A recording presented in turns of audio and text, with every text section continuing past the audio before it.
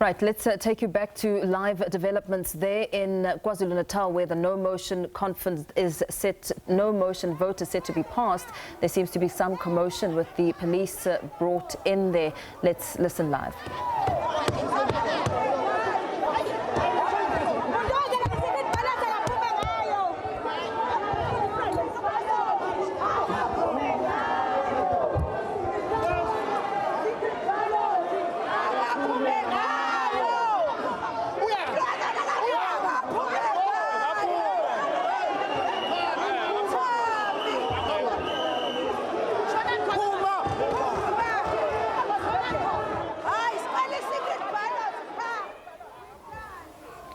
All right, live visuals there, as you can see from the KZN, Legislature. What is being stated there in Zulu is that the Premier, who was elected through a secret ballot, must perhaps leave through a secret ballot. Of course, this in reference to what was stated by the Speaker a bit earlier on, that she will rely on precedents when it comes to ruling on whether the vote should be through secret ballot or in open. But Umkhonto we Sizwe Party, after she had rejected the request for a secret ballot, reminding her that in fact if precedence is to be used in this matter, then it must be that given that Thami Ntuli was elected through a secret ballot, it should be again now that if they vote in this no confidence motion, it should again still be through secret ballot. A very contentious specific element of this whole process that we've witnessed. And poor debate has concluded, but now merely stuck on this element of voting. Yeah, we know that what the Speaker has said, and so far as the reasons why she will not have it done by secret, is that she's emphasized that the debate has been concluded and she doesn't want to stall the process, and that she's taken quite some time to apply her mind to the specific circumstances of the matter. She's argued that all members participated in the debate openly in making their positions publicly. And my colleague Simpiwe is standing by, of course, because he's inside the House to give us a sense of what is happening there. We can see that the Speaker is arguing there with some members. Let's bring in Simpiwe. Good afternoon, Simpiwe. I don't know if you can hear us, but if you can, we're seeing there that it seems that there's a standoff. The Speaker in conversation with some party members, or at least members of the legislature, pardon me, was certainly very heated. We cannot necessarily understand what is the contentious part right now, but can you share with us what you are gathering from where you are? Absolutely, Mfundo. In fact, as you're coming to us, I can just see from my vantage point, you know, angry members of the Umkhonto we Sizwe Party, you know, they are chasing away police officers who are coming inside the House to basically quell the tensions that were sparked by the decision of the Speaker of the Legislature, which was to basically deny them that particular secret ballot vote. Of course, they were, you know, making that argument to say that they've been threatened by unknown people, and therefore they feel that perhaps the Speaker should grant a secret ballot in this particular crucial motion of no confidence against Premier Thami Ntuli. But of course, the Speaker there ultimately deciding that it will not be through a secret ballot, saying that they did not advance strong enough reasons for her in order to actually take that particular vote. Of course, this is very important, you know, emotion of no confidence. If you look at just how tight the numbers are coming into this motion of no confidence, the government of provincial unity is made up of the ANC, the IFP, the Democratic Alliance, and then we also have that one crucial vote of the National Freedom Party. So they are able to get 41 seats in this particular arrangement. But of course, the Umkhonto we Sizwe Party has 37 seats.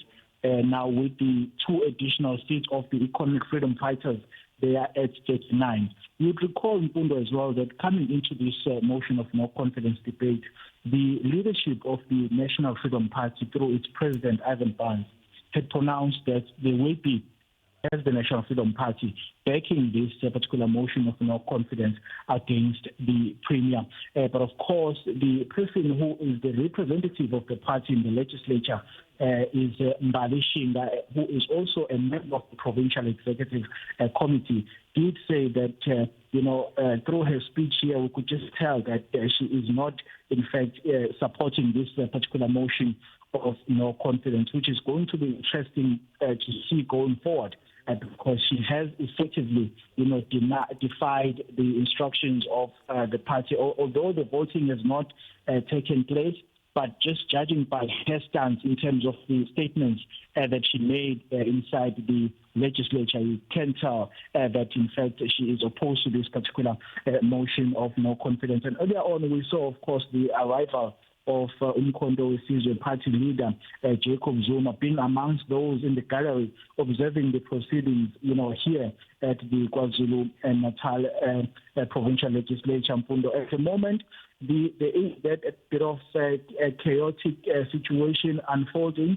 It's not clear as to whether, this particular voting will go ahead as planned, but of course you do get a sense that the Umkhonto Wesizwe party does not want to see that happen, as they are not happy with the decision of the Speaker, Mfundo.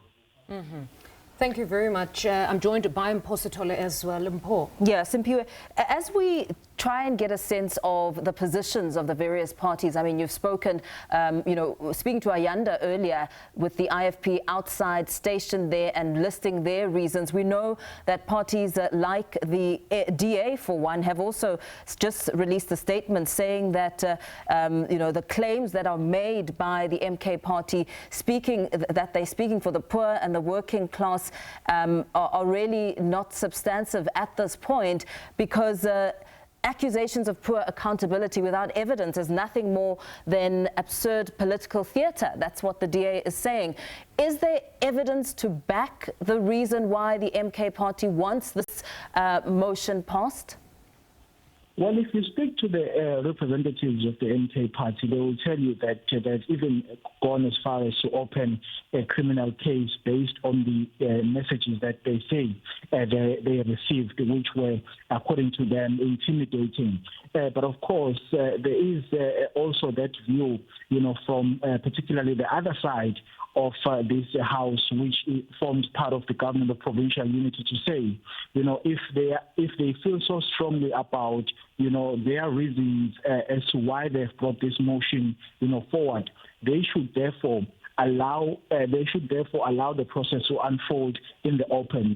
This voting process should not be done through a secret ballot. So that is the sentiment expressed by the members of the government of provincial unity, to say, allow this process to unfold in the open. If you are so confident about the reasons that you have advanced for this particular motion to be tabled here. Of course, as you are aware, Paul, that my colleague Ayanda Mhlongo has been stationed outside the legislature, speaking to the people outside there. We saw a number of IFP supporters, as well as Umkhonto Wesizwe and the Democratic Alliance, which basically gives you a sense of just how tight this particular motion of no confidence is, and just the tensions surrounding it. Of course, this being the first motion of no confidence in this provincial, legislature, with this particular situation that is unfolding with just a single vote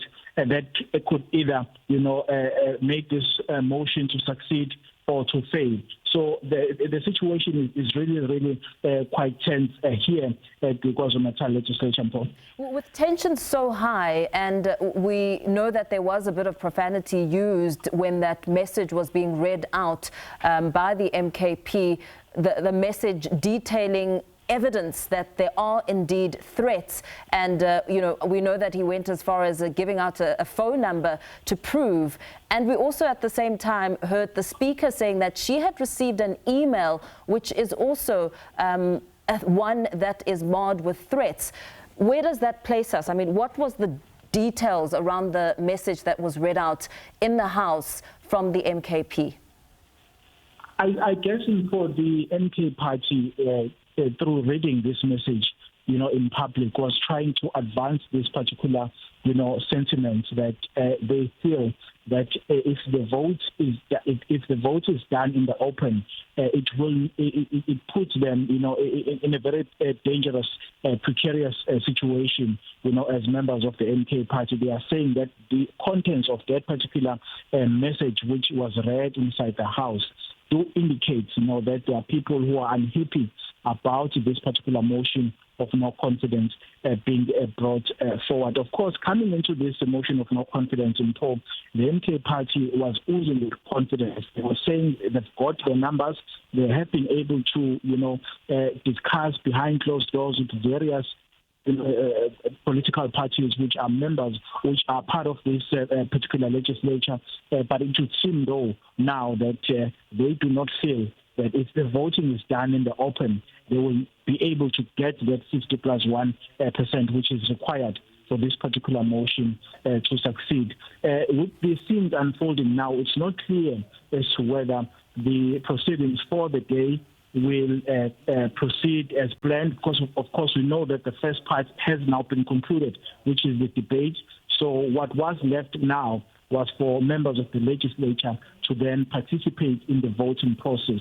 Now with this, mayhem that has unfolded in the House, it's not quite clear as to whether voting will indeed resume today. Simpiwe, let's take you back to the numbers aspect that you speak of. Unfortunately, even in politics, it remains a numbers game. It should be on principle, and if we looked at principle, at least the Umkhonto weSizwe party is asserting that, as far as they know, under the leadership of Ntuli, it seems that KZN is drifting towards an administrative collapse, citing dysfunctionality, financial dysfunctionality at that, on the side of municipalities. But if we confine ourselves to an outcome that will predominantly be based on numbers as we know it in politics, the NFP, it was quite the talking point even leading up to the election of Thami Ntuli. And again, we're back at the NFP. You stated a bit earlier that you've got Mr. Barnes, who was stating that possibly they would vote with Umkhonto weSizwe party, but we've heard from, at least in that debate, that Mbali holds a different position. Does it look likely that possibly they're going to vote with Umkhonto weSizwe party? Absolutely, Mfundo. In fact, I think a few weeks ago, I was in conversation with the president of the National Freedom Party, and we posed this particular question to say, you as the leadership of the NFP have come to this particular position with regards to the motion of no confidence, but it's not a secret that Mbali Shinga, who is also a member of the provincial executive of KwaZulu-Natal, holds a different position. How are you going to ensure that she toes the party line, she votes according to the instructions that the party has given her? And the simple answer that Mr. Barnes gave us during our interaction was that, we have done all that we could as the national leadership. So it is not our task to convince our deployee in the legislature to vote in a particular way. We have done the work that we needed to do, and we have given her the instruction. Now the ball is effectively on her court. So now the question arises in terms of the developments today. Even though, as I said earlier on, the voting has not taken place, but just judging by the statements that she made in the legislature, hailing the progress that has been made by this government of provincial unity, which has been in office for about 18 months now, you could get a sense, that she is definitely not going to toe that party line of voting in favor of this motion of no confidence. So going forward now, it's going to be interesting to see what sort of mechanisms are there to take action, perhaps as the National Freedom Party against her for openly defying the party. But of course, that is not going to be an easy process because she also does enjoy some support within the party, particularly here in the province of KwaZulu-Natal. Simpiwe, we'll leave it there for now.